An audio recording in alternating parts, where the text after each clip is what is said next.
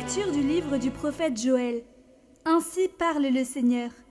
Que les nations se réveillent, qu'elles montent jusqu'à la vallée de Josaphat, dont le nom signifie le Seigneur juge.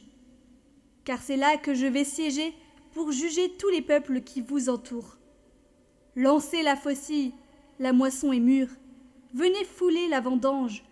Le pressoir est rempli et les cuves débordent de tout le mal qu'ils ont fait. Voici des multitudes et encore des multitudes dans la vallée du jugement. Il est tout proche, le jour du Seigneur, dans la vallée du jugement.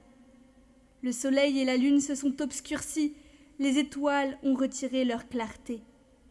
De Sion, le Seigneur fait entendre un rugissement. De Jérusalem, il donne de la voix. Le ciel et la terre sont ébranlés, mais le Seigneur est un refuge pour son peuple, une forteresse pour les fils d'Israël.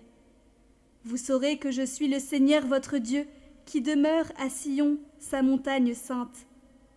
Jérusalem sera un lieu saint, les étrangers n'y passeront plus. Ce jour-là, le vin nouveau ruissellera sur les montagnes, le lait coulera sur les collines. Tous les torrents de Juda seront pleins d'eau, une source jaillira de la maison du Seigneur et arrosera le ravin des acacias.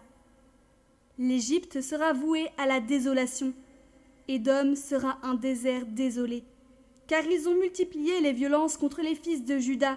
Ils ont répandu leur sang innocent dans le pays.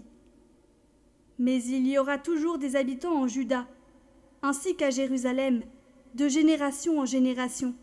Je vengerai leur sang, que je n'avais pas encore vengé. Et le Seigneur aura sa demeure à Sion.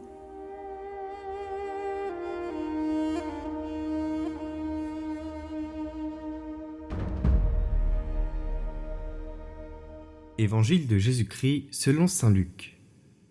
En ce temps-là, comme Jésus était en train de parler, une femme éleva la voix au milieu de la foule pour lui dire « Heureuse la mère qui t'a porté en elle, et dont les seins t'ont nourri. » Alors Jésus lui déclara « Heureux plutôt ceux qui écoutent la parole de Dieu et qui la gardent. » Acclamons le roi du ciel.